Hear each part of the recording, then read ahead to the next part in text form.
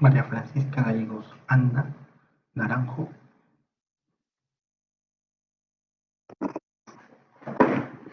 Hola, ¿qué tal?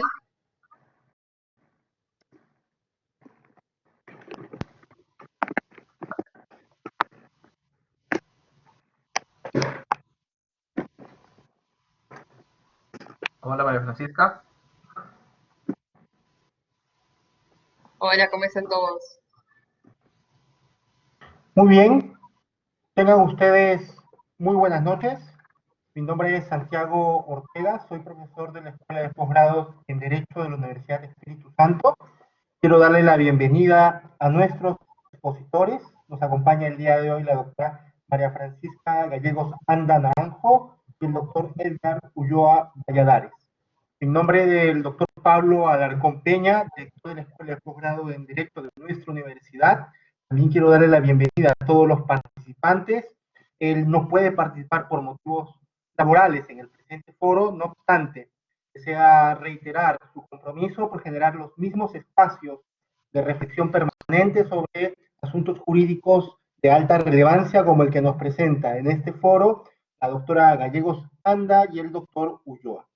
Por eso este 27º Foro de Derecho Comercial trata sobre el desequilibrio económico del contrato, la buena fe y el principio rebus sic stantibus.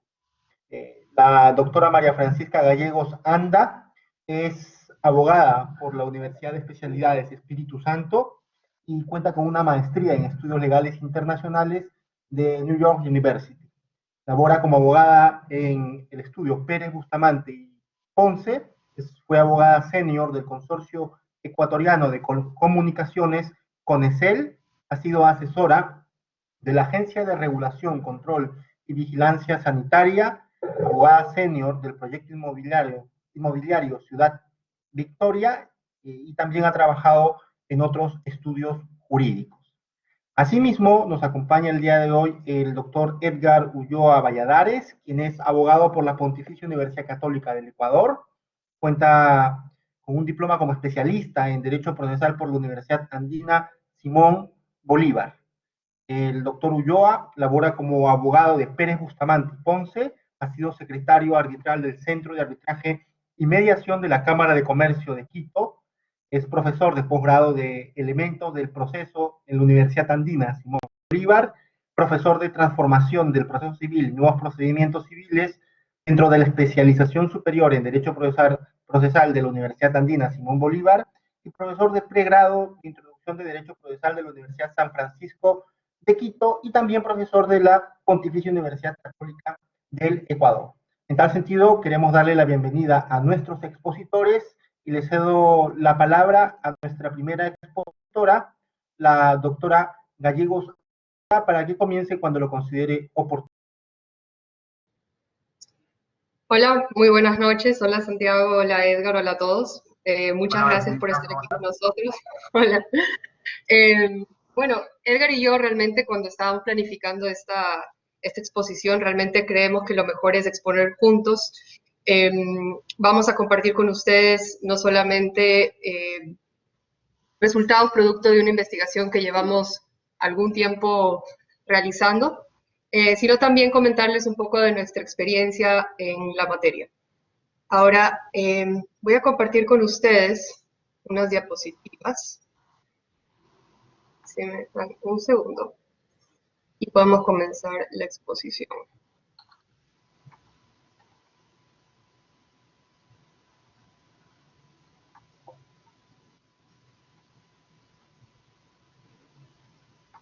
Listo.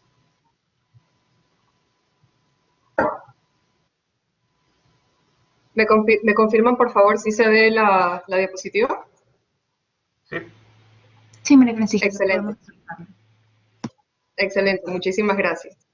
Bueno, como bien lo comentaron al inicio, nosotros vamos a hablar del desequilibrio económico en un contrato, la buena fe y el principio rebus sic stantibus. Bueno, a manera de introducción, en términos generales, el régimen jurídico de las obligaciones en el Ecuador es civilista. A menos que se haya pactado de otra forma en el contrato, se entiende que las reglas con respecto a las obligaciones, las prestaciones y el régimen que exime de responsabilidad se remite al Código Civil, salvo pactado en contrario. Tenemos sin duda alguna otras fuentes de derecho que no son la ley en el Ecuador, pese a que esta es la principal y la que prima siempre, que son la jurisprudencia y la costumbre. Y lo que hemos visto en nuestra investigación es que sin duda alguna el principio rebus sic stantibus es parte de nuestro derecho y se ha venido desarrollando con prominencia en la jurisprudencia. Ahora, María Francisca, ¿sí? ahí creo que es importante mencionar algo fundamental como introducción, partiendo del tema de las fuentes que rigen el ordenamiento jurídico ecuatoriano, es que desde siempre en el Código Civil ha estado pues, los principios universales del derecho como una fuente y como un mecanismo para solventar tanto contradicciones como vacíos del ordenamiento jurídico. Si bien tradicionalmente estos principios no se tomaron muy en cuenta en la solución de casos en particular, pues a partir de, podríamos decir, de finales de los 90, con la Corte Suprema en esa época del 98 y ahora más todavía con la entrada en fuerza de la lógica constitucional, pues los principios vuelven a tener una importancia, digámoslo, mucho más fuerte que antes, y eso tiene una vinculación bien importante con el tema de la aplicación del rebus sic stantibus. Sin duda, es una fuente, como bien lo menciona Edgar, muy relevante, muy aplicable, que nutre además el desarrollo y el entendimiento de lo que ya tenemos en la legislación. Y a eso va la primera parte de la exposición, es respecto a eximentes de la responsabilidad que sí tenemos expresamente regulada en nuestra legislación, que son el caso fortuito y la fuerza mayor, que difieren de la imprevisión o la excesiva onerosidad. Y es importante mencionar y explicar cuál es el régimen que nosotros tenemos con respecto a fuerza mayor y caso fortuito, para que posteriormente veamos en qué se diferencia en la aplicabilidad de este principio. Entonces, como es de su conocimiento, la fuerza mayor o caso fortuito se encuentra expresamente contemplado en el Código Civil, en el artículo 30. Más allá de que hay una discusión doctrinaria y tal vez filosófica respecto a las diferencias entre fuerza mayor y caso fortuito, tal como un tsunami o una huelga, respectivamente, para efectos de nuestro Código Civil tienen exactamente el mismo tratamiento. Tal vez solamente para mencionar algunas del régimen que ya se encuentra regulado. La fuerza mayor, bueno, es el imprevisto imposible de resistir que causa una imposibilidad absoluta, tanto puede ser jurídica o puede ser física, de cumplir con una obligación. ¿Y por qué no solamente física, sino también jurídica? Ustedes hace años recordarán que cuando se hizo la consulta popular respecto a la eliminación de ciertas actividades económicas en el país, vimos que se eliminó la opción de tener casinos y demás juegos de azar. Entonces, en ese caso, digamos que un casino tenía algún contrato con algún proveedor. Evidentemente, ese contrato es imposible de ejecutar debido a que la actividad económica en ese momento legítima dejó de serlo de un día para el otro. Ahí estamos viendo una imposibilidad jurídica más que una imposibilidad física. Como les mencionaba, entre el régimen que está en la legislación con respecto a la fuerza mayor y el caso fortuito, tenemos que no se puede exigir el cumplimiento de la obligación del deudor mientras esté vigente el evento de fuerza mayor. Tenemos que el deudor no debe indemnizar a la otra parte en caso de fuerza mayor, pero las reglas anteriores se pueden modificar de mutuo acuerdo por las partes, que es lo que mencionábamos al principio. Se entiende que las reglas del Código Civil y en ciertas materias especializadas, por ejemplo, en el Código de Comercio, pero se puede pactar lo contrario en el contrato. Y un par de reglas más, que son que si se constituye en deudor, en mora al deudor antes del evento de fuerza mayor o caso fortuito, este no es eximente de responsabilidad. Y el último es que la parte que alega fuerza mayor o alega un caso fortuito tiene la carga de la prueba de demostrar. Tal vez como un dato curioso, dato interesante, ahora que está en boga el tema de las pandemias, Nuestro Código Civil sí prevé a las epidemias, que es equiparable a una pandemia, pero más grande, sí está como una causal de caso fortuito en nuestro Código Civil. Ahí les dejamos el artículo para que lo revisen, que es de interés. Claro, y tal vez aquí, María Francisca, sería interesante, más allá de que no es el tema de este webinar, la fuerza mayor o el caso fortuito, comentarles que doctrinariamente en el derecho comparado hay una discusión bien interesante, tal vez materia de otro webinar, con relación a qué ataca la fuerza mayor o caso fortuito, es decir, entendido como una especie de eximente de responsabilidad, ¿verdad? ¿Qué elemento de la responsabilidad ataca al caso fortuito la fuerza mayor? Y claro, ahí hay una discusión de si ataca a la antijuridicidad del incumplimiento, hablando en temas contractuales, o si ataca al nexo causal entre ese incumplimiento y el eventual daño que se ha generado.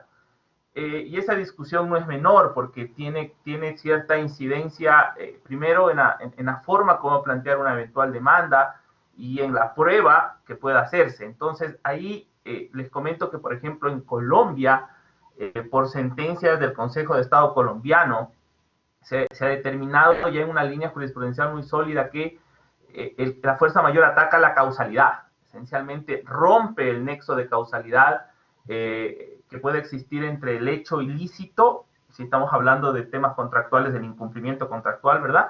Y el eventual daño que pueda generar ese incumplimiento. Y al romperse ese nexo causal, pues desaparece la responsabilidad. Pero como digo, es un tema que está para discutirse largamente, tal vez en otro webinar. Por favor, María Francisca. Excelente, y justamente eso nos lleva al siguiente punto, que es la teoría de la imprevisión. Partiendo como un comentario a lo que menciona Edgar, que es muy relevante al presente caso. ¿Por qué? Porque el tsunami en sí, el terremoto en sí, no es una fuerza mayor. La fuerza mayor en términos jurídicos es que ese evento cause un incumplimiento por mi parte. Ponemos un ejemplo. Yo tengo un contrato de transporte, tengo que transportar una mercadería de un lugar a otro. Y acontece un apagón masivo, acontece un tsunami en otra parte del Ecuador. Si ese evento no tiene injerencia directa con mi contrato, mal puedo yo delegar fuerza mayor para no cumplirlo. Tiene que haber ese nexo causal. Y ese nexo causal también es importante en la teoría de la imprevisión. Para empezar este tema, la teoría de la imprevisión tiene varios nombres: excesiva onerosidad, hardship, lesión sobreviniente, entre otros. Es importante puntualizar en este punto que hay muchísimos criterios, muchísimos nombres, varían los requisitos, las condiciones de acuerdo a cada país, de acuerdo a cada jurista. Entonces, para ponerles un ejemplo, en España la excesiva onerosidad es un elemento de la teoría de la imprevisión. Hay otros escritores que lo ven como sinónimos, porque no pudiese haber uno sin lo otro. Entonces, la pregunta clave, creemos en este punto, es ¿qué pasa cuando estamos frente a un evento imprevisible que no afecta el contrato de tal manera que su incumplimiento es imposible, como en el caso de fuerza mayor o de caso fortuito, sino que se torne demasiado difícil o demasiado oneroso para cumplir? Es decir, a diferencia de la fuerza mayor del caso fortuito, no me es imposible cumplirlo. De cierta manera pudiese cumplirlo, pero se me incrementa mi carga, mi nivel de esfuerzo que yo tengo que realizar para poder cumplir con esa obligación. No quiere decir, de todas maneras, que en los contratos no hay un nivel de esfuerzo que tiene que cumplir una parte con la otra.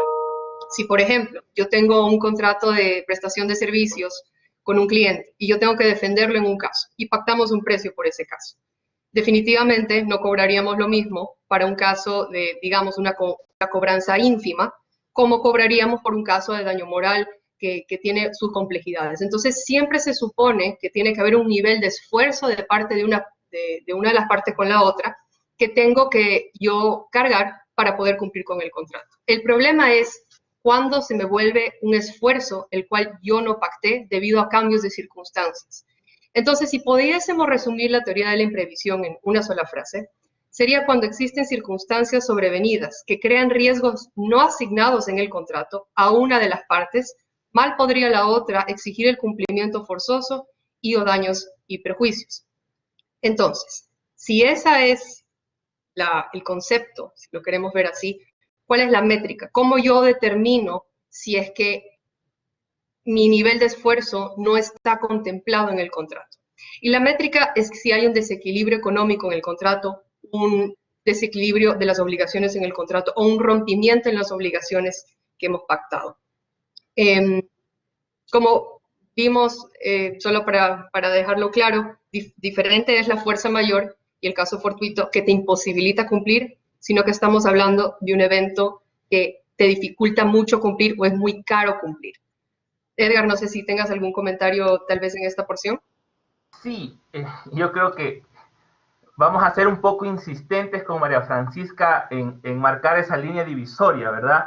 Esa línea divisoria que a veces no es tan fácil de marcar, porque muchas veces puede darse que una misma situación fáctica en unos contratos genera fuerza mayor y en otros contratos podría eventualmente generar un tema de imprevisión por excesiva onerosidad en la prestación de las obligaciones. Es decir, no hay aquí, como dijo María Francisca, hay que tener mucho cuidado porque el mismo hecho, insisto, para unos puede ser fuerza mayor, para otros generar imprevisión. Entonces, mucho cuidado con confundir esas situaciones.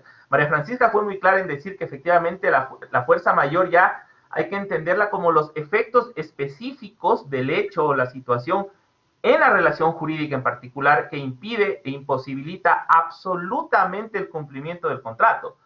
Ese es el punto de la obligación, más bien dicho. Ese es el punto fundamental, esa imposibilidad material del cumplimiento, lo que le diferencia justamente de la imprevisión, porque aquí, como vimos, señora María Francisca, no existe esa imposibilidad de cumplir. Yo puedo cumplir, pero mis cargas se alteran de tal manera que genera un desequilibrio, y tal vez María Francisca ahí ya podemos aterrizar en el concepto de desequilibrio económico. Definitivamente. Justamente esa métrica es la que ahora vamos a hablar. Y es importante hacer una diferencia entre el derecho público y el derecho privado. Porque cuando hablamos del equilibrio económico de un contrato en derecho privado, esto es un principio. Se lo toma como un principio.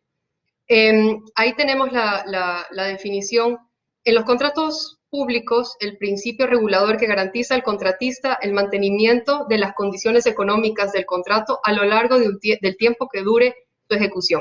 ¿Por qué es un principio del derecho administrativo? Porque cuando se suscriben contratos, por ejemplo, de concesión, de todas maneras se entiende que el Estado está en una situación de poder mucho más grande en comparación con el contratista. Entonces es un principio que se encuentra no solamente a nivel universal, sino que también se encuentra reconocido en nuestra legislación, también está reconocido por nuestra jurisprudencia.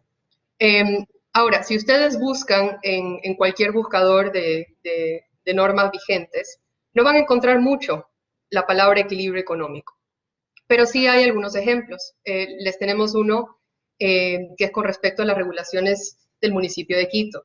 En esta regulación lo que nos dice es que el municipio no va a garantizar la rentabilidad de un contrato o de una concesión, pero esto sin perjuicio al equilibrio económico del contrato, reconociendo este principio universal del derecho que tenemos con respecto a contratos con el sector público.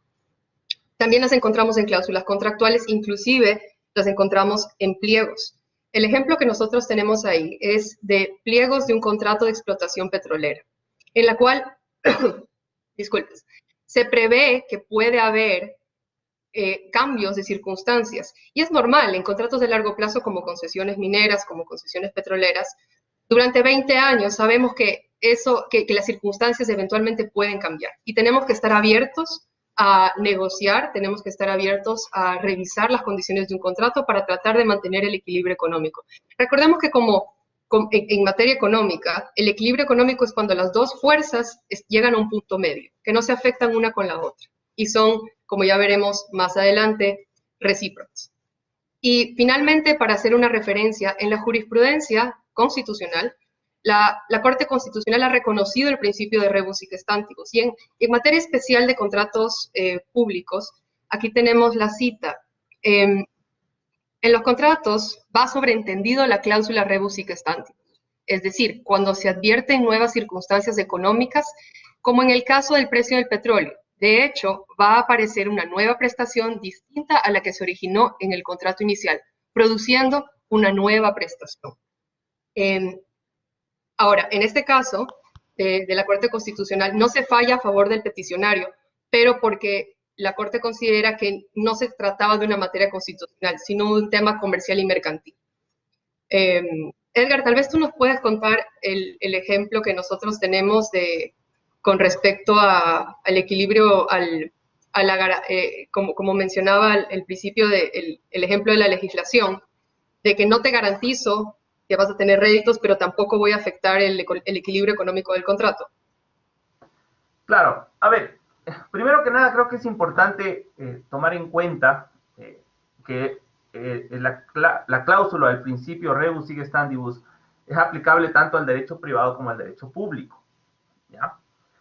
Ahora, si bien no es materia, insisto, de esto sí hay que tener presente que en el derecho público tenemos al menos dos otros escenarios que pueden alterar la economía o las prestaciones de un contrato, lo que se conoce en la doctrina como el hecho del príncipe y el jus variandi, que tienen algunas diferencias importantes que en algún momento podríamos conversar también de ellas, pero que eventualmente también pueden afectar al equilibrio de un contrato público. Esto sí es muy propio de los contratos públicos. Pero además de estas dos, del jus variandi y el hecho del príncipe, tenemos a la imprevisión como uno de esos elementos que puede también alterar las prestaciones en el derecho público o en los contratos públicos. Y yo me quiero quedar un rato en el tema del tema petróleo, porque si bien ya ha pasado algún tiempo, ¿verdad? Ustedes recordarán que cuando inició el gobierno de Rafael Correa, uno de los temas que él impulsó muy fuertemente fue la renegociación de los contratos petroleros, aduciendo justamente que el alto precio del petróleo en ese momento pues había generado una alteración del equilibrio económico de los diferentes contratos de prestación en esos momentos, y que al no existir cláusulas de reajuste de las participaciones de las partes, obviamente, él decía Rafael Correa, pues se generaba este desequilibrio que afectaba al Estado en su participación. Y efectivamente esos contratos no tenían una cláusula de ajuste de las participaciones en razón de un aumento del precio del petróleo. Este rato la memoria me falla, no recuerdo cuál fue el precio base promedio que establecieron estos contratos. Me pareció que fue 30, 35 dólares, y recuerden ustedes que en un momento determinado el petróleo llegó a estar a 120 y en un promedio de 100. Entonces, solo había un contrato, no recuerdo este rato el bloque, en el que sí había una cláusula de reajuste económico, pero nosotros no. Entonces, para que vean ustedes que esto es de la vida real, es decir, sucede, mucho se criticó al gobierno de Correa en ese momento, que estaba alterando el pacta sunt servanda de los contratos, justamente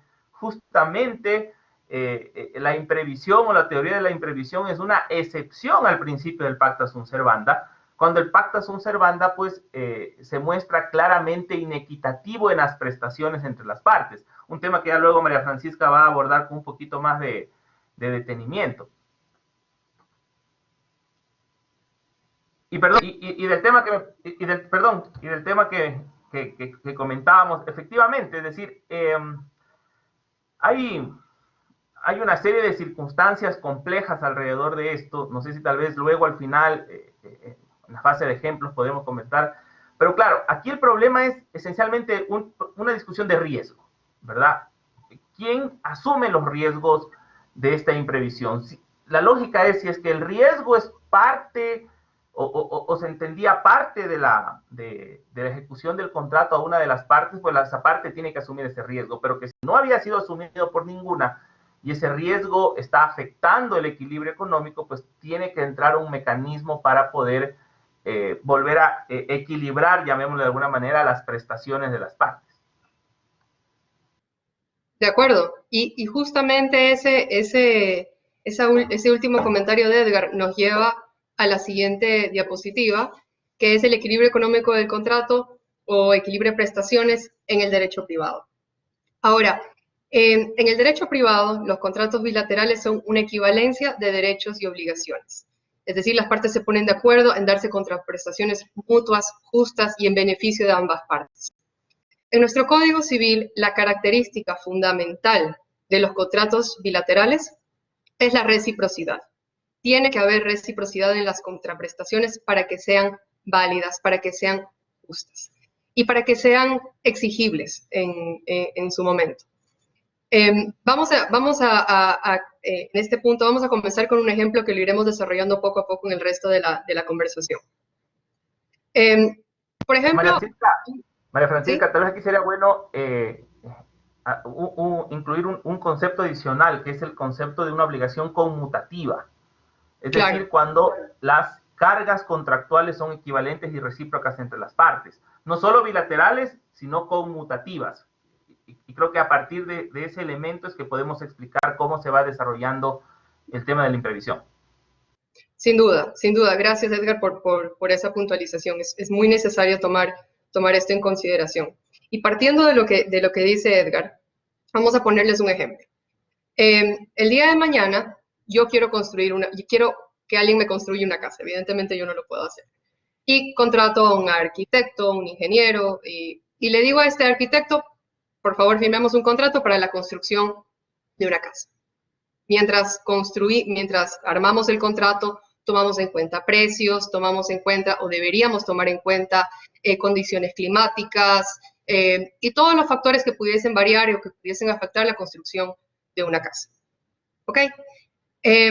Empieza la construcción, empieza a ejecutarse el contrato, y de la nada, o digamos que de un momento para el otro, se prohíbe la elaboración de acero y se prohíbe hacer vigas para construir los cimientos de una casa. Y queda absolutamente prohibido. Pero, sin embargo, se puede importar de un país vecino, digamos Colombia. Ahora, cuando nosotros elaboramos el contrato, teníamos claro cuáles eran los precios, teníamos claro de dónde el arquitecto, cuando lo va viendo, prevé que puede comprar sus materiales aquí en el Ecuador y que no debería haber ningún problema. Pero ya cuando tiene que importarlos, tómese en cuenta, digamos, existan aranceles, transporte, costos de importación, seguros pólizas de seguros para la importación de estos instrumentos, ya se vuelve una carga que él no previó que pudiera haber sucedido. Y le cuesta, en este sentido, si estamos hablando de un costo financiero, que afecta el cumplimiento del contrato. Y ahorita, justamente la siguiente diapositiva, vamos a hablar del desequilibrio económico del contrato. ¿Qué causa que se rompa el equilibrio económico del contrato? Y no es meramente que se me suba un poco el precio para yo poder ejecutar el contrato, o se me sume un esfuerzo para poder ejecutar el contrato. Tiene que ser un esfuerzo que rompa con toda voluntad que yo originalmente tuve en el contrato. Entonces, ¿cuándo se rompe el equilibrio económico de un contrato? ¿Cuándo se rompen las obligaciones bilaterales, recíprocas y conmutativas? La respuesta siempre va a ser depende. Como bien lo puntualizó Edgar hace un momento, mucho depende del hecho, mucho depende del contrato, mucho depende de la relación, el nexo causal, etc. Nosotros, bueno, cuando estábamos haciendo la investigación, revisamos, y tal vez el único ejemplo que pudimos encontrar legislado del principio rebus sic stantibus está en el Código del Comercio, en el artículo 822 del Código de Comercio, que habla sobre un tema muy puntual. Te dice que si hay un cambio en la ruta para transportar un producto a un lugar al otro, las partes tienen que ponerse de acuerdo porque se entiende que va a haber un cambio en los costos, ya sea gasolina, la distancia, inclusive menciona temas de trámites y de papeleo. En ese sentido encontramos que sí hay una pequeña referencia al rebus sic stantibus, pero si se fijan en esa cláusula, en esa disposición normativa, no vemos que diga que tiene que haber un exceso en el precio tan grande que cause una lesión al otro. Simplemente menciona que pueden haber variaciones en el precio, que definitivamente van a haber variaciones en el precio, y que las partes se deben poner de acuerdo para poder cumplir con el contrato.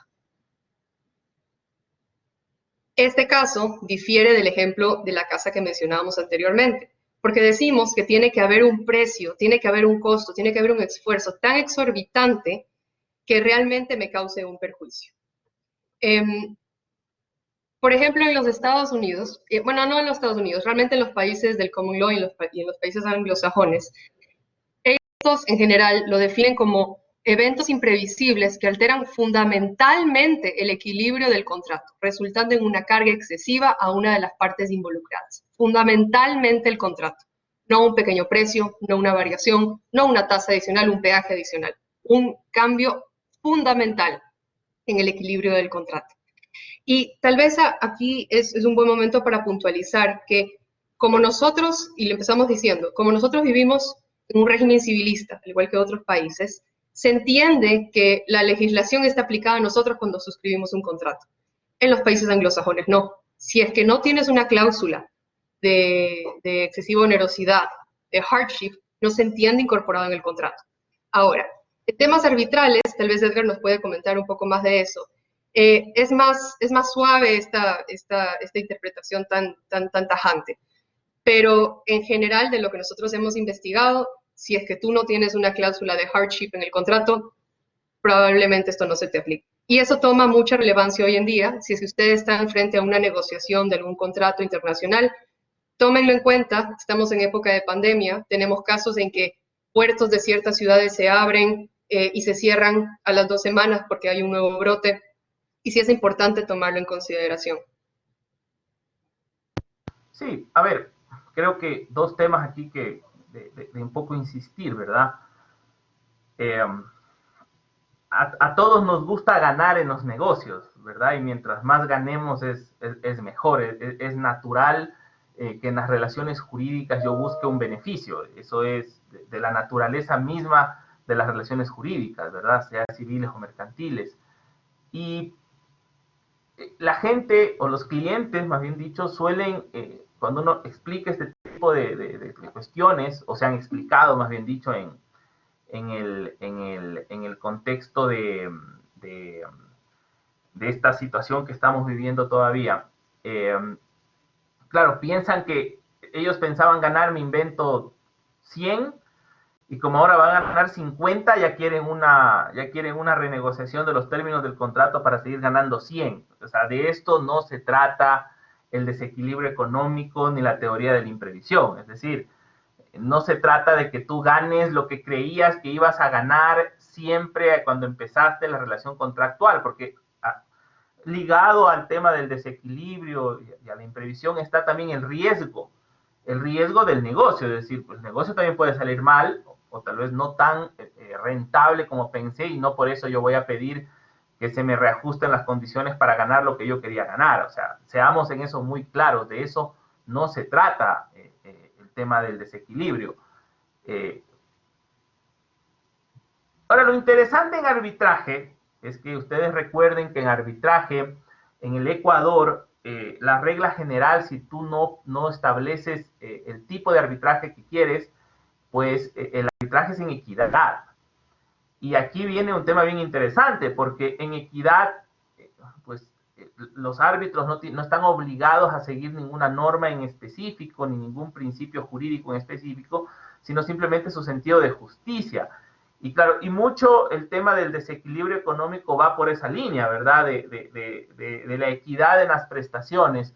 Por lo tanto, en un arbitraje en equidad, yo les diría que hay un mejor escenario para poder discutir este tipo de cuestiones. En uno en derecho, a uno le toca hacer un poquito más, construir los argumentos un poco más, de manera un poco más compleja, porque como ya va a explicar María Francisca, no hay pues una norma específica en nuestro Código Civil que me permita a mí solicitar específicamente la renegociación de un contrato en estas circunstancias.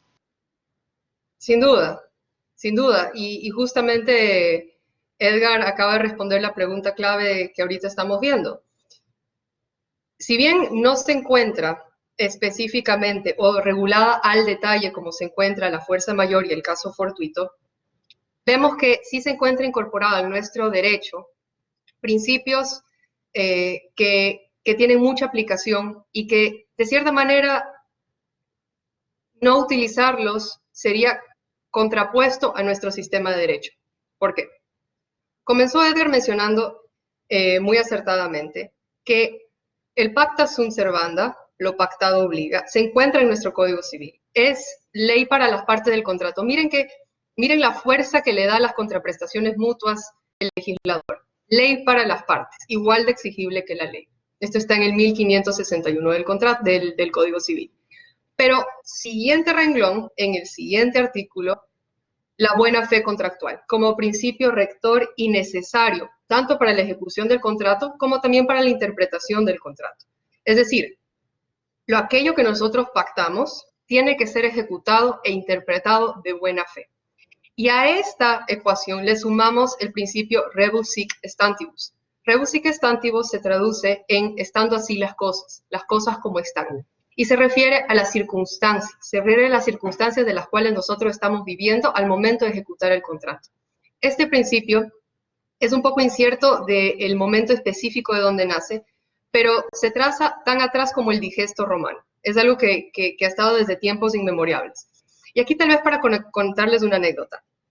Durante nuestra investigación consulté con el director de la Cátedra de Contratos de la Pontificia Universidad Católica de Chile, y me decía, mira María Francisca, lo que pasa en Chile, que son primos hermanos de nuestro Código Civil, es que para legislar nosotros parece que tiene que pasar, como ahora, tiene que pasar alguna catástrofe, tiene que pasar un terremoto, una pandemia, para volver a los principios básicos del derecho y darnos cuenta que no todo es tan estricto, no todo es el black letter o el black print de los contratos.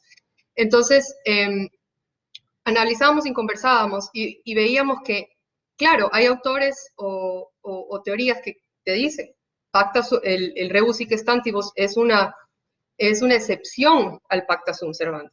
Y hay unos que te dicen no, y hay unos que te dicen, fíjate, realmente no, realmente la locución entera debería ser pacta sunt servanda rebus sic stantibus bona fides. O sea, lo pactado obliga con buena fe, de acuerdo a las circunstancias. Y esto, de una manera bastante clara, lo ha recogido la jurisprudencia ecuatoriana. Ahora, tampoco es para decirles que existen 50 sentencias con respecto a este principio y su aplicación en el Ecuador. De hecho, hay muy escasa jurisprudencia, pero la jurisprudencia, no obstante, es concordante entre ellas en cuáles son los requisitos que ve la Corte Nacional de Justicia y la ex Corte Suprema de Justicia que son necesarios para la aplicación, por lo menos en el contexto ecuatoriano. De lo que hemos investigado, la primera es que la Corte Nacional reconoce que pueden haber circunstancias bajo las cuales se suscribió un contrato y que estas circunstancias pueden ser distintas al momento de la ejecución del contrato. Reconoce que las circunstancias no pueden necesariamente ser las mismas y que estas circunstancias afectan, no imposibilitan la ejecución del contrato. Y sin afán de caer en la necedad con esto, pero vamos a insistirles mucho con Edgar, en la diferencia entre onerosidad o excesiva onerosidad en la prestación de un contrato y la imposibilidad física o jurídica de cumplirla. Y la tercera es que se le impone justamente un peso que no está legítimamente obligado a cargar. Es un peso que yo, en el mejor de los casos, cuando estaba elaborando el contrato, no lo vi venir. Regresando al ejemplo de la casa, digamos que estamos negociando este contrato en diciembre y la construcción de la casa es en la ciudad de Guayaquil. Y estamos revisando este contrato y firmándolo en diciembre. Y el contratista dice, bueno, yo te puedo construir esta casa en 3 meses. Está bien, me puedes construir esta casa en 3 meses, empiezo mañana.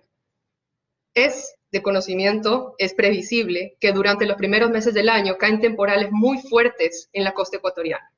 Entonces, inclusive llegar al fenómeno del Niño. Entonces, si es que estamos en febrero y cae un temporal muy fuerte y se me acerca el contratista y dice, mira, es que me voy a retrasar, la imprevisión es importante y él como contratista debería saber esto. Ahora, esto no cierra absolutamente la puerta de que deberían poder sentarse y renegociar el contrato en el mejor interés de que se cumpla. Pero es importante tener en cuenta este factor de que sea imprevisible e irresistible. Y bueno, nosotros agregamos la parte de irresistible, porque inclusive si es que, bueno, esto se aplica tal vez un poco más a fuerza mayor o caso fortuito, pero así tú lo puedas tal vez ver venir y ya mismo viene, pero es irresistible. Yo no me puedo resistir a un tifón, no me puedo resistir a un terremoto, ¿no? Entonces, pero, y sin embargo de esto, lo clave para la Corte Nacional de Justicia es este factor de bilateralidad de los contratos, de la equivalencia de deberes y obligaciones entre las partes, de la reciprocidad, lo conmutativo de un contrato, precisamente. Sí, y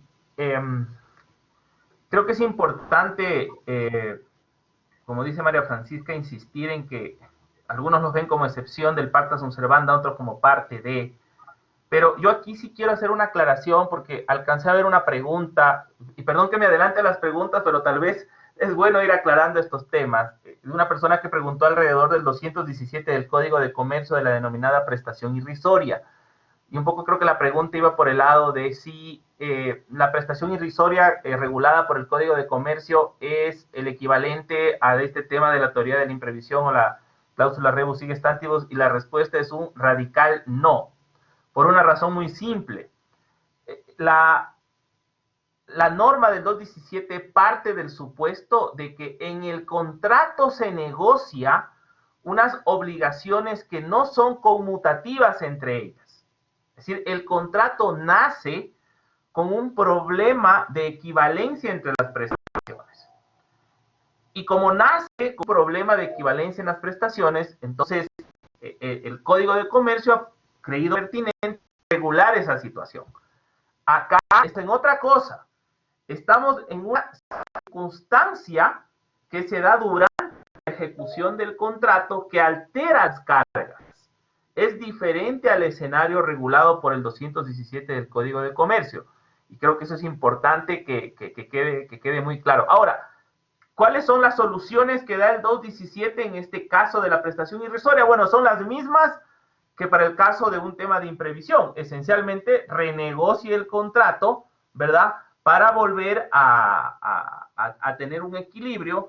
Aunque bueno, el Código 17 tiene por ahí una solución un poco extrema de nulidad de la cláusula, que bueno, podríamos discutir muchísimo respecto de eso, pero no es el caso. Pero creo que debe quedar clara esta situación. Un tema adicional, y es una pregunta que surge. ¿Pueden las partes, preveyendo alguna circunstancia imprevisible que puede alterar las cargas y generar una excesiva onerosidad, por ejemplo, en un contrato decir expresamente que una de estas partes acepta o asume el riesgo de que eso suceda? Y la respuesta es sí. Ahí sí, las partes, si han preveído esa situación y expresamente una de esas partes asume voluntariamente el riesgo derivado de esa situación, bueno, lo aceptó y ahí no hay mucho que discutir. Igual sucede si es que una de las partes ha asumido el riesgo de la fuerza mayor. Lo mismo, o sea, puede haber mucha fuerza mayor, pero si la parte aceptó asumir el riesgo, pues no hay mucho que discutir. Tener cuidado con esas circunstancias en todo caso. Ahora, ¿qué pasa si una de esas partes acepta ese riesgo? ¿Cae en la prestación irrisoria? Yo le veo un poco discutible al tema, pero podríamos explorar un poco más esa situación en una cuestión futura. Exacto. En esa disposición normativa en particular estaríamos hablando de cláusulas leoninas. No sería partir de obligaciones recíprocas, conmutativas y bilaterales. O sea, bueno, bilaterales sí, pero no recíprocas. Y justamente eso nos lleva a la siguiente diapositiva, que es la buena fe y, bueno, no se ve la palabra derecho, pero es abuso de derecho. La ex Corte Suprema tiene un pronunciamiento que a mí me parece maravilloso, que dice que es tan extremo, pero yo creo que de una buena manera, en decir que si es que el acreedor de la obligación exige el cumplimiento tal cual, sabiendo que hay circunstancias sobrevinientes imprevisibles que alteran el equilibrio económico del contrato, sería inclusive actuar no solamente en contra de la mala fe, sino que equivaldría a abuso de derecho. acá también tenemos un dato interesante para ustedes. Hay un artículo enumerado del Código Civil, después del artículo 36, que define el abuso de derecho. Y para no leerles y solamente resumir, el abuso del derecho es el ejercicio, es en el ejercicio, no constitutivo, es en el ejercicio del derecho que yo tengo legítimo derecho a ejercer, valga la redundancia, pero lo ejerzo de tal manera que le causo un daño a alguien. Entonces, veamos lo que dice la Corte Nacional. En el tema de la imprevisión contractual, la prestación puede cumplirse, pero a costa de alterar extraordinaria e imprevisiblemente el equilibrio contractual, causando una excesiva onerosidad que ofende la buena fe contractual y que significa que quien invoca la fuerza obligatoria del contrato es abuso de derecho. Miren qué manera de darle fuerza a la buena fe de la Corte, de la ex Corte Suprema. Sería en contra de toda buena fe, inclusive abusivo, exigir el cumplimiento tal cual del contrato, si es que yo sé que le estoy causando y que es algo obviamente demostrable, en este caso, al igual que la fuerza mayor, quien lo alega debe probarlo, excesiva onerosidad a la otra parte. Y ya terminando, y a manera de conclusión, tal vez igual hacer hincapié, sin afán de caer en la necedad, de que la teoría de la imprevisión, rebus sic stantibus, lesión sobreviniente, hardship, toda regulación, toda jurisprudencia, toda doctrina que se desarrolla en distintos países varía tanto como los autores en derecho. Los requisitos para ciertas legislaciones son unas, para otras, por ejemplo, como les comentaba, en el derecho español la excesiva onerosidad es un requisito de la imprevisión. Pero en todo caso, en nuestra investigación, nosotros hemos logrado establecer 4 requisitos esenciales y básicos para que se pueda alegar un caso de excesiva onerosidad o de imprevisión. El primer requisito que nosotros vemos como necesario es que se trate de un contrato bilateral de tracto sucesivo y de larga duración. ¿Por qué?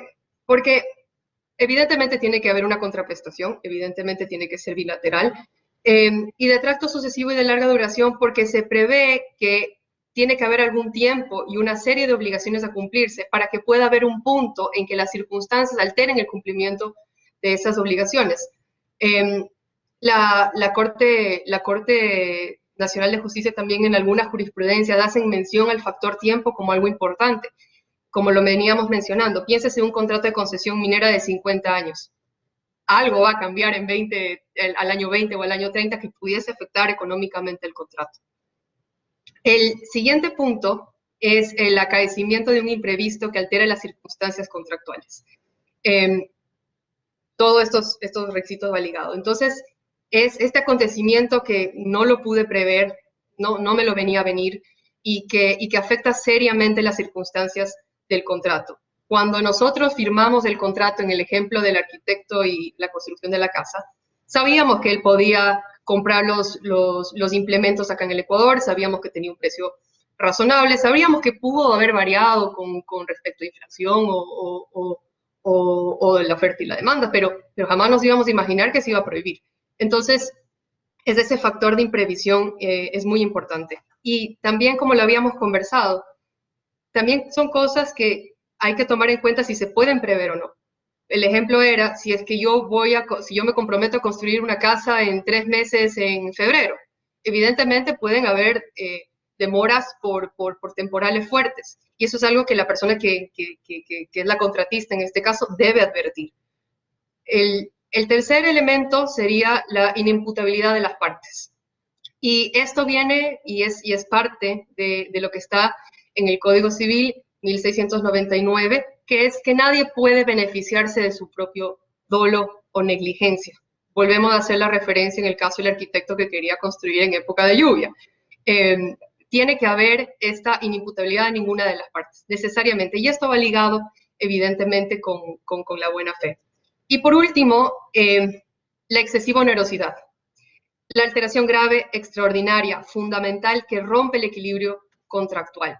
No es como, por ejemplo, el caso que mencionábamos del Código de Comercio en el caso del transportista, Porque en este caso estamos viendo que puede ser el precio del peaje, pero en este caso, pero en general no. En general tiene que haber un rompimiento fundamental.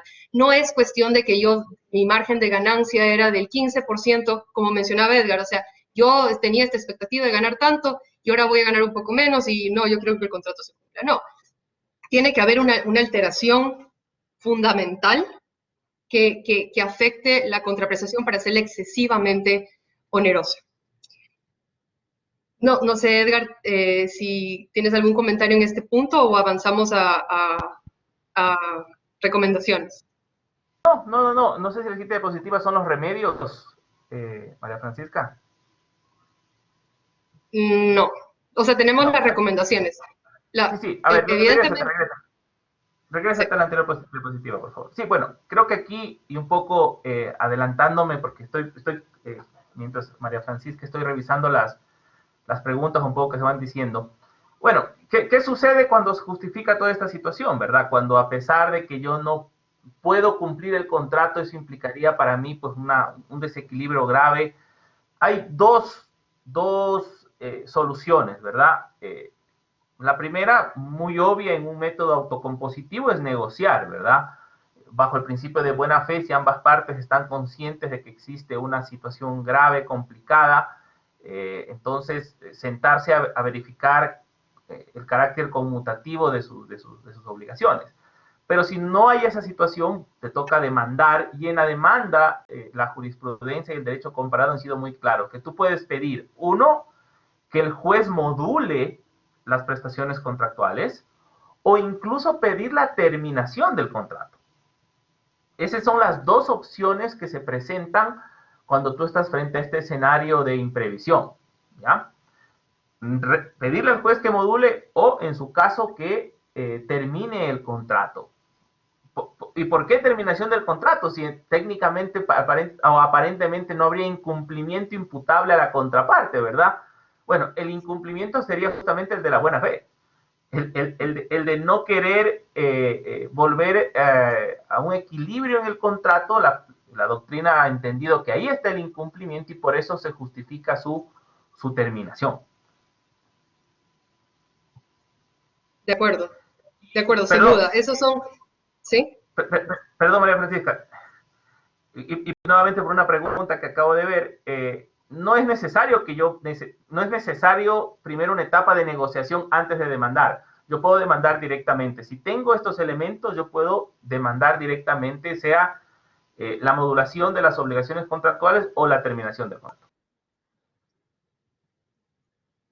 De acuerdo, porque, claro, tal vez llega un punto en que para mí es menos lesivo terminarte el contrato antes de renegociarlo, porque tal vez no hay una fórmula de renegociarlo, tal vez simplemente es imposible para mí cumplirlo y me es menos dañino terminar el contrato que renegociarlo. Ahora, nosotros hemos puesto dos recomendaciones en particular cuando ustedes estén tal vez en alguno de estos casos de algún cliente o ustedes estén frente a este tipo de circunstancias. Y lo importante, y como lo hemos venido recalcando durante toda la exposición, es que tiene que analizarse caso a caso. Es imposible sobreponer un caso sobre el otro, por algo que dijo Edgar al principio. Los hechos y al contrato específico varían dependiendo del contratista, del contrato, del tipo, la materia, etc. Y la segunda recomendación es siempre revisar la legislación particular de la actividad y del país, porque como lo hemos, creo que venido recalcando bastante, varía mucho de país a país, varía de tipo de sistema jurídico, si es que es common law, si es que es civilista, si lo tienen contemplado en su jurisprudencia, en su derecho como principio o no. Y estos son factores muy importantes a la hora de tomar este tipo de decisiones, si nos vamos a lanzar a una demanda para exigirle a la otra parte a que me renegocie el contrato o si la vamos a terminar.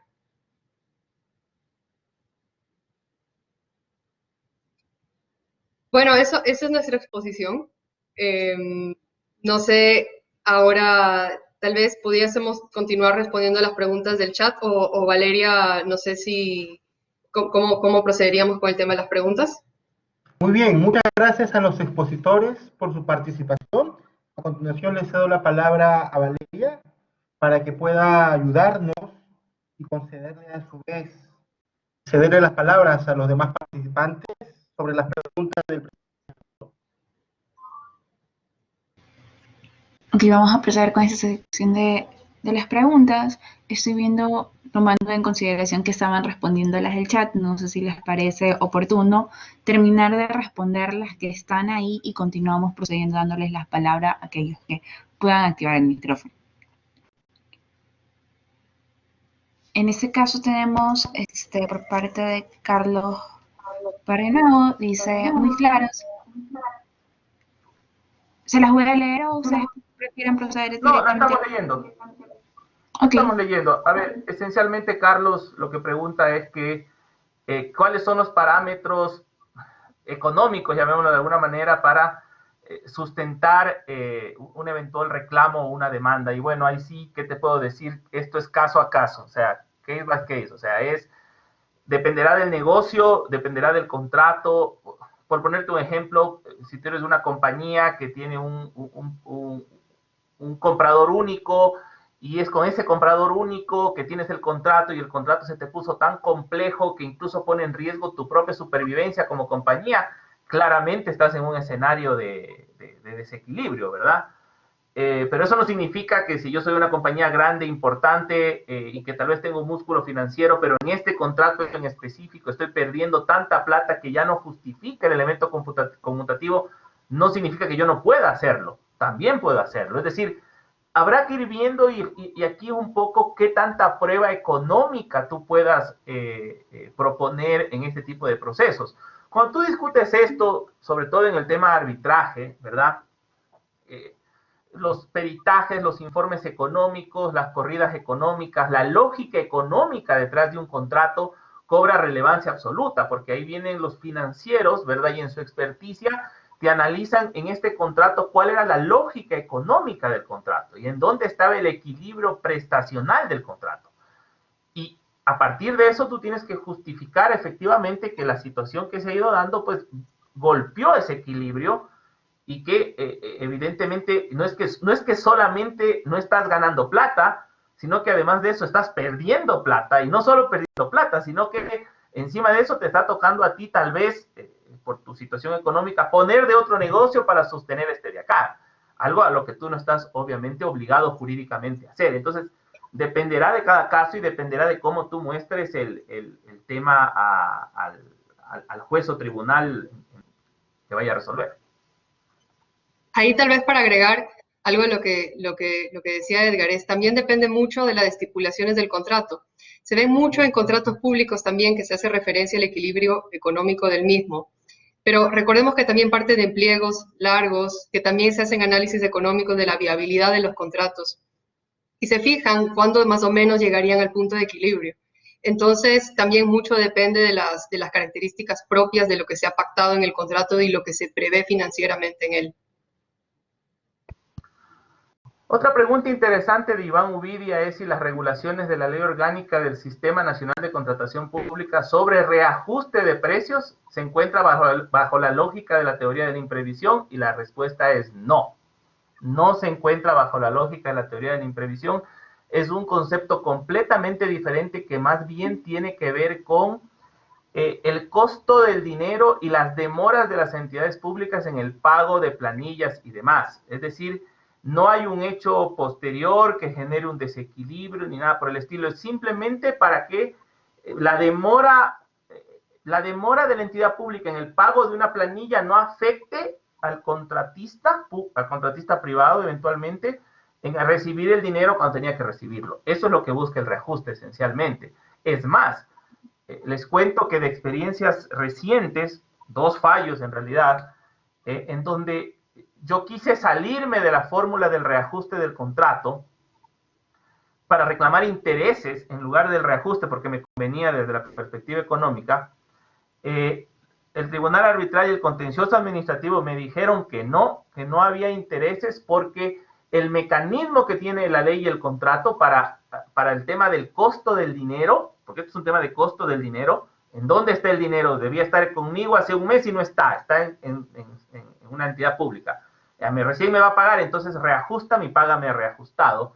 Entonces, lo que dijeron, no te doy intereses porque tú ya tienes una fórmula respecto del valor del dinero. Y me negaron la pretensión de intereses, pero me dieron la pretensión de reajuste, que la puse como subsidiaria. Pero esa sería la respuesta a la pregunta, ¿verdad? Adicionalmente a eso, Iván, el caso que tú mencionas se encuentra analizado particularmente en una de las jurisprudencias que analizamos. Puedes buscar el caso Ortega Delgado versus Fondo de Inversión Social de Emergencia. Ahí vas a encontrar justamente lo que dice Edgar. Hay una diferencia sustancial entre esta disposición de ajuste de precios con el equilibrio económico del contrato y de la imprevisión. Lo puedes revisar ahí.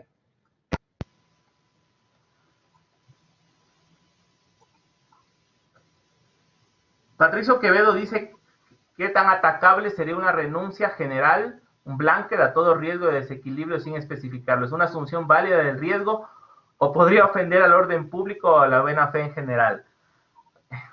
Complicada situación. Yo personalmente creo que una asunción tan general del riesgo podría entenderse como una cláusula atentatoria a la buena fe contractual. Creo que la asunción de un riesgo de esa naturaleza no debería ser válido bajo los principios de buena fe contractual y equilibrio. Yo si fuera juez o árbitro, así tan general, yo no la aceptara. Si fuera algo específico en donde he regulado específicamente una situación, lo aceptaría, pero así de general no. De acuerdo, 100% de acuerdo. Ahí partiríamos de que no sería conmutativo ni recíproco. O sea, un blanket para todo tipo de riesgo, imprevisión, etcétera, es difícil. Inclusive, no sé, Edgar, esto tal vez igual sería aplicable cuando se renuncia a fuerza mayor y caso fortuito, ¿o no lo vemos igual? No lo vemos igual porque en asunción del riesgo de la fuerza mayor, el caso fortuito, estoy aceptando que yo no voy a poder cumplir, que a pesar de que yo no puedo cumplir materialmente el contrato, luego de superado tengo que cumplirlo con todos los riesgos que eso implica. Entonces, es una situación un poco diferente respecto de la fuerza mayor.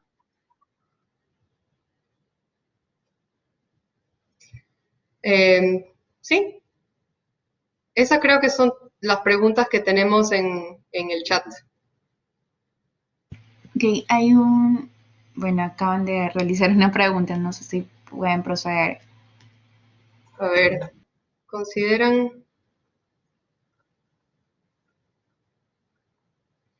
Respecto a la consulta de Juan David Vicuña, ¿qué opinas de esto, doctor Ulloa? ¿Consideran posible reclamar el restablecimiento del equilibrio económico de un contrato que ya ha sido terminado, ya sea público o privado? Mi respuesta sería no, porque cuando estamos hablando de la teoría de la imprevisión y de restablecerlo, estaríamos hablando cuando se está ejecutando el contrato. Si ya está terminado el contrato, si hubo un desbalance o hubo una afectación, lo que procedería ahí sería una indemnización de daños y perjuicios. Y muy complicada, porque si tú seguiste cumpliendo el contrato a pesar de que tuviste una situación que te alteró gravemente la prestación jurídica, pues eso aparentemente es un riesgo que pudiste manejarlo, si no, no seguías cumpliendo el contrato. Entonces parecería ser que sería absolutamente contradictorio luego de terminado el contrato, de que lo ejecuté, levantar la mano y decir, óyeme, durante X años sufrí de una contraprestación muy excesivamente onerosa. No me parecería que cuadran los argumentos de la línea argumentativa ahí. Perdón. Daniela pregunta si es que podemos pactar una cláusula en el contrato para la revisión, alegando un desequilibrio sin que un juez califique el desequilibrio. Muy difícil que te acepten, honestamente. Yo pienso que te podrían decir que la terminación fue ilegal, porque esto es un tema de análisis, salvo que tú tengas alguna la única forma que yo veo que una cláusula así funcione es que tú tengas un elemento tan objetivo, regulado en el contrato, que te permita decir objetivamente con números, aquí está, y por lo tanto se ha cumplido este requisito. Salvo que tú tengas una situación así de objetiva, te van a discutir arbitral o judicialmente el tema. Y aquí es difícil encontrar esos elementos objetivos que a ti te permitan decir, salvo que tú pongas algo así como, no sé, si el precio del hierro sube a más de 300, se acaba el contrato, porque entiendo que esta situación, pero eso más parecería ser una condición resolutoria más que una cláusula de desequilibrio económico. Entonces, un poco complicado. Acá tenemos otra pregunta.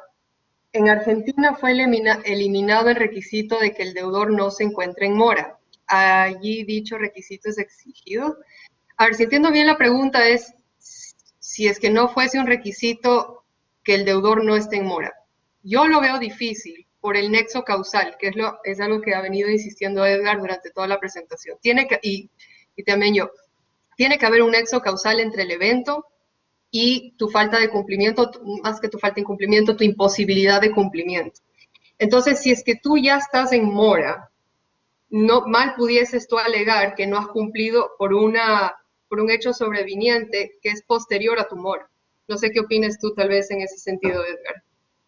Absolutamente de acuerdo. La imprevisión no puede borrar la mora que se haya generado antes de la imprevisión. Yo he visto casos ahora con relación a la pandemia de gente que estaba en incumplimiento desde el año pasado y que ahora dice que está incumpliendo por la fuerza mayor o por la situación que estamos viviendo. O sea, eso no tiene ningún tipo de sentido y claramente eso no va a volar en un juicio.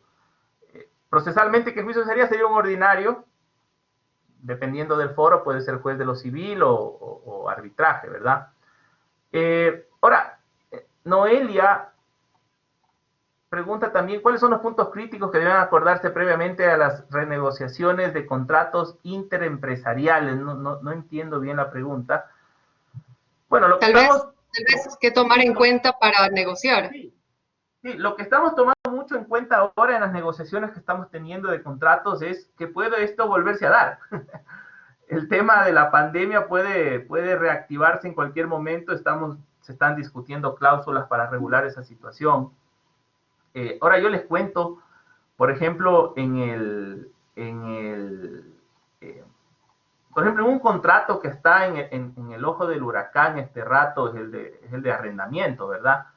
Se ha dicho y se ha discutido un montón de cosas respecto del contrato de arrendamiento, que claro, ha habido gente, por ejemplo, que dice que tú estás obligado a pagar porque el otro te dio el inmueble y tú tienes a disposición el inmueble y por lo tanto tú tienes que pagar porque estás utilizando el inmueble. Entonces, claro, ahí se han dado visiones y visiones. A mí me parece un poco exagerado decir que no puedes alegar una fuerza mayor y en el peor de los escenarios una imprevisión, en el caso de un arrendamiento, por ejemplo, cuando estuvieron cerrados los centros comerciales. Hubieron muchos centros comerciales que les dijeron a sus arrendatarios no me pagas mientras no abro, lo cual parecería ser la solución más sencilla, pero claro, allí en el caso del arrendador está asumiendo voluntariamente el riesgo de esta situación y los arrendatarios un poco están beneficiándose de esa asunción de riesgo, pero no en todos los casos es igual. En la ley humanitaria la norma es muy vaga, confunde terminación con desahucio, dice que puedo poner un 20% y con eso freno el desahucio. Entiendo que quisieron decir la terminación, pero si yo pago el 20% significa que no era imposible el cumplimiento, entonces parecería ser que me salgo ya de la fuerza mayor, parece que caigo en una imprevisión más que en una fuerza mayor. O sea, ahí hay una serie de situaciones que no están claras con relación al contrato de arrendamiento. Creo que todas las preguntas del chat, no sé si pasamos a dar la palabra a las personas que están pidiendo. Correcto, tenemos una pregunta por parte de Pedro Solines. Pedro en ese momento tiene habilitado para activar el micrófono, puede proceder con su pregunta. Buenas noches, ¿sí me escuchan? Sí, hola Pedro. ¿Sí? Bueno, primero gracias por la conferencia, muy clara. e instructiva. Tengo dos consultas puntuales y pequeñas. En las primeras láminas, cuando hacían referencia al Código Civil, se decía que se puede alegar el tema de fuerza mayor o la excesiva onerosidad mientras perdure el evento, la causa que lo originó. La pregunta es, ¿y si termina ya el evento, pero tiene causas subsecuentes que van a perdurar en el tiempo? Yo pienso que se las debería seguir alegando, ¿no? Más allá de la norma que dice que es mientras dure el evento. La primera consulta. Y la segunda, un caso de la vida real, digamos que está en estos tiempos sucediendo. Un contrato de concesión a 30 años de servicios públicos, se establece una cláusula de restablecimiento del equilibrio económico-financiero, viene la pandemia y la gente deja de pagar con justa razón porque no salían y no tenían recursos los servicios públicos. Entonces ya le causa una merma en las recaudaciones al concesionario, por lo cual no le permite cumplir a cabalidad sus obligaciones en la prestación del servicio. Primer elemento. Y el segundo elemento que para mí configura también una cuestión de fuerza mayor es la expedición de la ley humanitaria, de apoyo humanitario, que establece que no se reajustarán las tarifas, así los contratos establezcan cláusulas de ajuste, ¿no?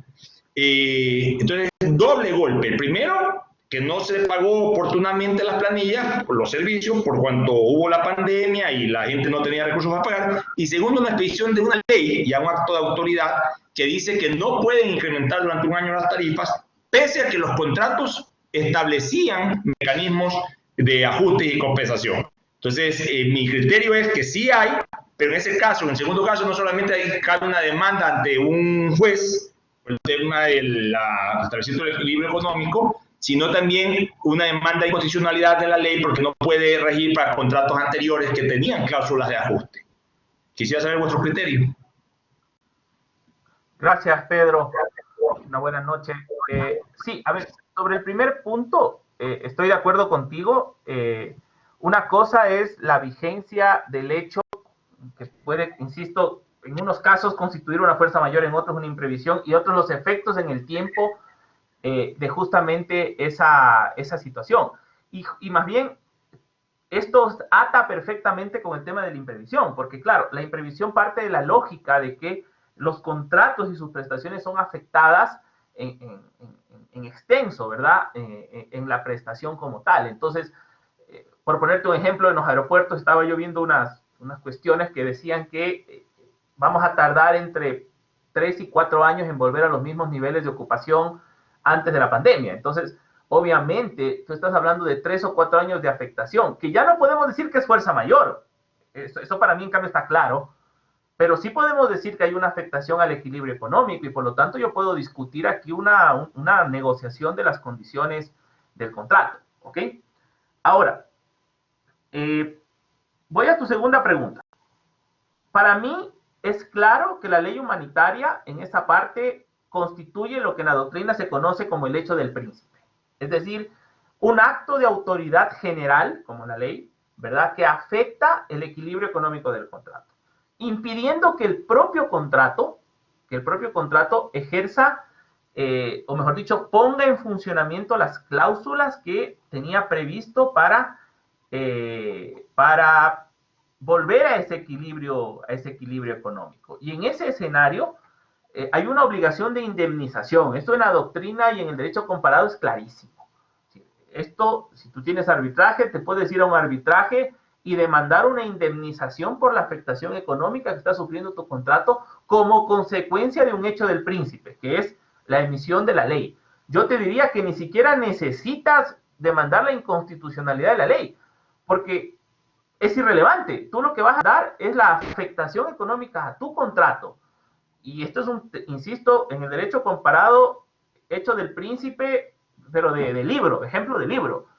Y porque se está metiendo justamente con los mecanismos de equilibrio contractuales. Aquí el contratista tiene derecho a una indemnización. Esa sería mi respuesta en general a tu segunda pregunta.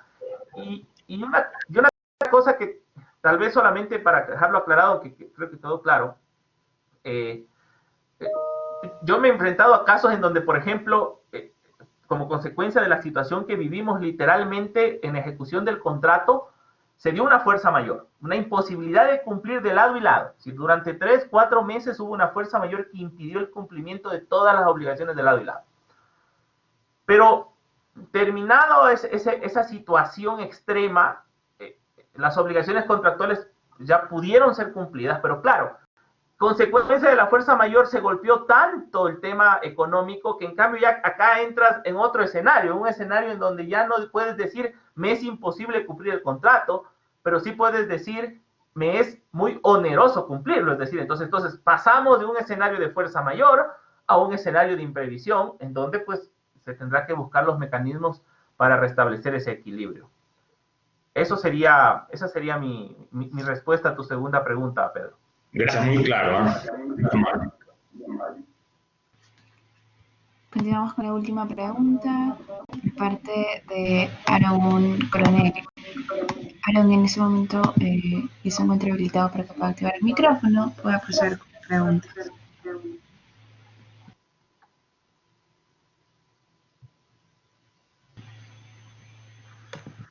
Bien, muchísimas gracias.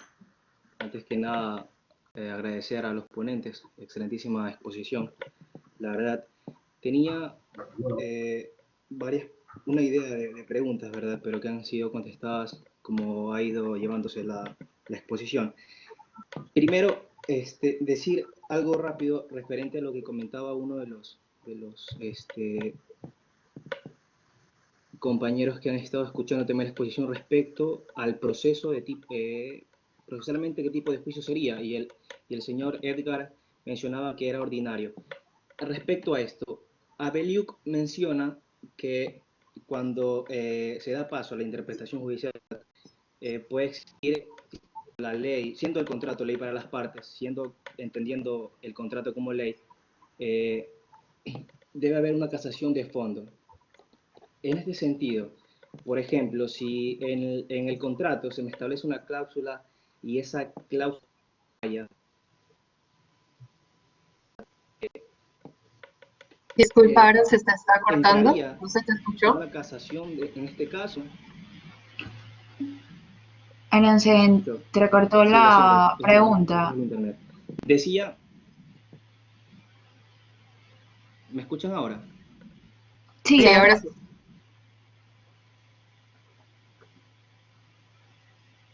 Ya, decía en esto, ¿no? Siendo el contrato ley para las partes y existiendo una cláusula que pueda fallar por caso fortuito o fuerza mayor, correspondería a una casación de fondo, o siempre en este sentido, como se realiza un hecho, ¿no? Un hecho que en el caso fortuito la fuerza mayor va a ser un procedimiento ordinario. En este sentido. La otra pregunta, o más que nada pedirle a los expositores que me dieran su criterio, porque Abeliuk también menciona en lo que es la teoría de la imprevisión, de que debe evitarse a toda costa, básicamente positivar esta teoría de la imprevisión, como en este caso ya Colombia lo hizo. Hay articulado que menciona la teoría de la previsión como tal y una forma, se podría decir, de modificar el contrato para evitar que una de las partes salga perjudicada. Abeliuk menciona que se debe evitar a toda costa porque puede ser o puede dar paso a un pretexto o a pretextos para deudores inescrupulosos. Es decir, en todo lo contrario a lo que vendría a ser la buena fe. ¿Cuál sería su opinión respecto a esto? Es decir, ¿cómo evitar que la teoría de la imprevisión, ¿verdad? Sea o se convierta meramente en un pretexto para, en este caso, deudores inescrupulosos, como lo menciona él? Eso sería todo.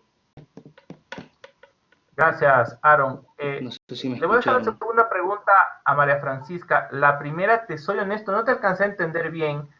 Respecto de la casación, ¿te estás refiriendo al recurso de casación?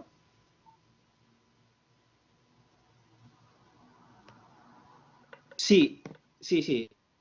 Casación sobre el fondo. A ver, mira, aquí hay que tener claro, ya creo que entendí por dónde va tu pregunta. Y si estoy fuera de foco, me dices nomás. A ver, Jurisprudencia viejísima de la Corte Nacional de Justicia que te dice claramente que las violaciones contractuales no son materia de casación. Hay que tener mucho cuidado. Esto es un tema de fundamentación del recurso de casación. Cuando tú quieres decir que en una sentencia hay una violación casable porque no aplicó una cláusula contractual que establecía un mecanismo para restablecer el equilibrio económico del contrato, tú tienes que alegar violación del pacta sunt servanda contractual regulado en el Código Civil.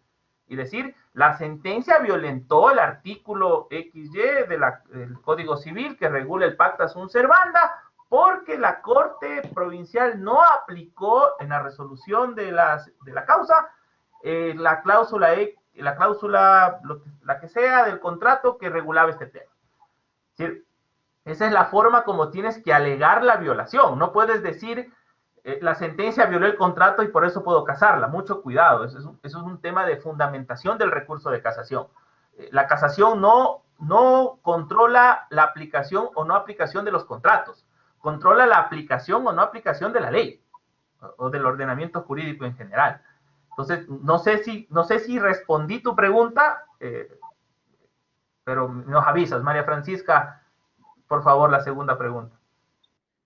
Claro, lo que dice Edgar, que 100% de acuerdo y la jurisprudencia lo dice, casación es error en derecho, y eso es como cualquier inquietud con respecto a la casación siempre debe partir de esa premisa. Ahora, lo que tú mencionabas respecto a cómo evitas el abuso de esta figura, de la misma forma que evitarías el abuso de la fuerza mayor, de los daños y perjuicios o de cualquier otra figura que sea eximiente de la responsabilidad. Lo importante es siempre tomar en cuenta los requisitos, siempre. Por ejemplo, bueno, en son de broma, un colega mío me decía, bueno, entonces la imprevisión sería aplicable para el contrato de matrimonio. Y obviamente le decía no, pero igual me puso a pensar en el tema. Y no aplica porque las prestaciones evidentemente son distintas. Y en el caso de evitar abusos, recuerda que tiene que siempre buscar cumplir unos requisitos mínimos. Y de todas maneras, si alguien inescrupulosamente te incumple el contrato, te lo alega, siempre puedes recurrir a un órgano con potestad jurisdiccional para que pueda dirimir el conflicto. Y la persona que alega la imprevisión, alega la excesiva onerosidad, al igual que en la fuerza mayor, tiene la carga probatoria.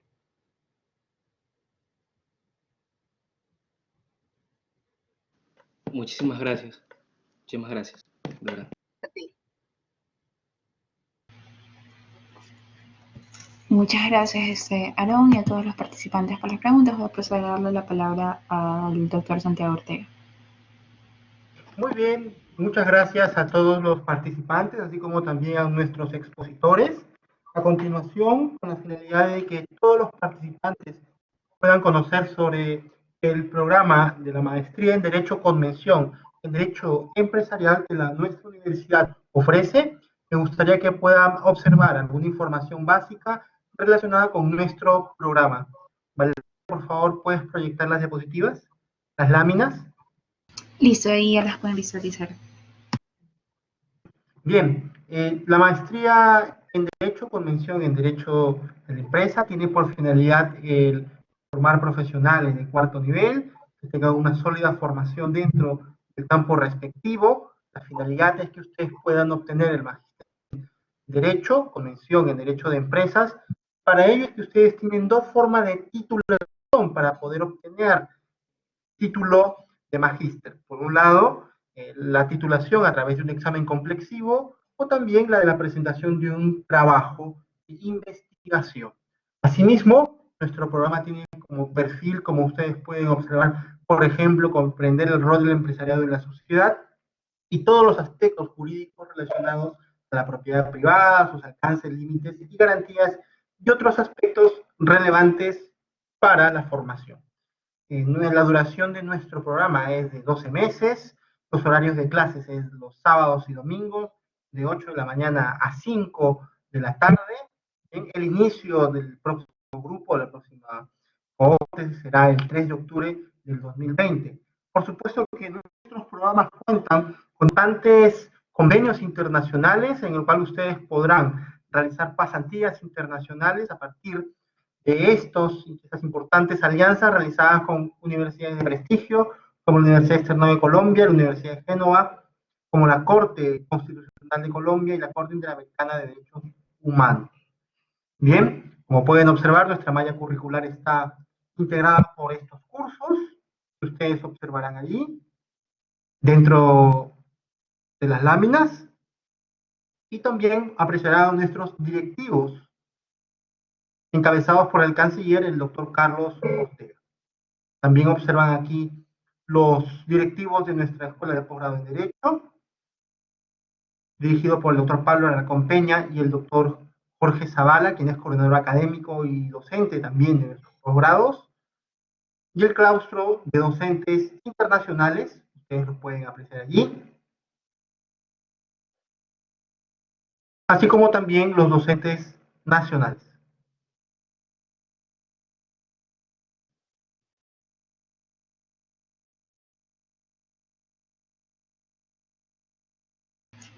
Bien, con la finalidad de que les proporcionen información sobre el proceso de admisión, les cederé la palabra a Andrea, quien nos acompaña del área de marketing, para que les proporcione todos los datos correspondientes.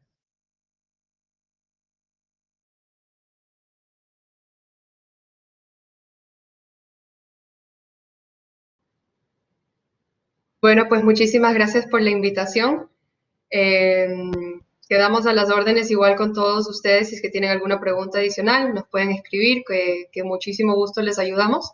También vi por ahí una pregunta que nos pedían las jurisprudencias que nosotros hemos analizado, así que feliz y con todo gusto, por favor, nos escriben, con gusto se las pasamos. Muchísimas gracias, Santiago, Valeria, por favor, le dan mis saludos y abrazo a Pablo. Y qué pena que no pudo estar, pero él nos realizó esta invitación y estamos súper contentos de haber estado con ustedes. Que tengan una buena noche, Santiago, Valeria y a todos los que se unieron el día de hoy. Sí, Gracias, muchas igual. gracias a los expositores.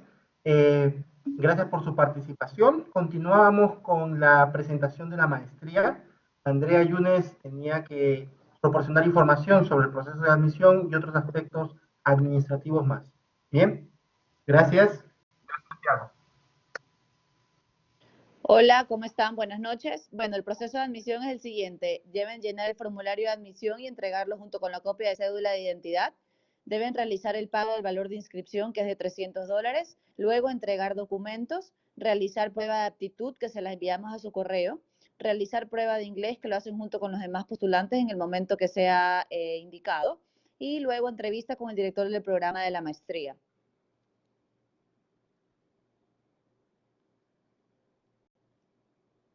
La entrega de documentos se refiere a 2 copias de color de certificado de votación, 2 copias a color del título de tercer nivel notariado para estudiantes extranjeros, título de tercer nivel apostillado, 2 copias del registro de título del CENESID. Este documento se imprime directamente en la página web del CENESID. 2 copias de la hoja de vida actualizada, 3 referencias personales y o profesionales, copia del carnet emitido por el MSP donde conste porcentaje de discapacidad en caso de que aplique y 2 fotos tamaño carnet.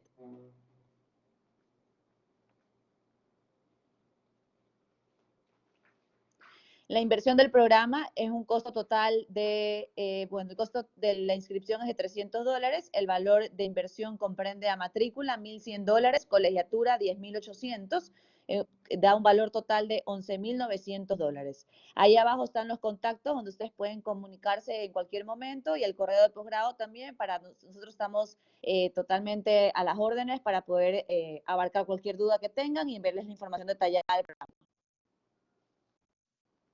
Muy bien, muchas gracias, Andrea. Gracias, Valeria. Finalmente quiero agradecer a todos los participantes. Los animo a formar parte de la comunidad de la Universidad Espíritu Santo y en especial dentro de nuestra maestría en Derecho, Convención y Derecho de la Empresa, una de las mejores maestrías del Ecuador y Latinoamérica, formada por una gran plana docente de profesores nacionales e internacionales, así como también con una malla curricular pertinente. Muchas gracias por participar en este foro. Los esperamos en las siguientes actividades que realizará nuestra Escuela de Posgrado en Derecho. Muy buenas noches.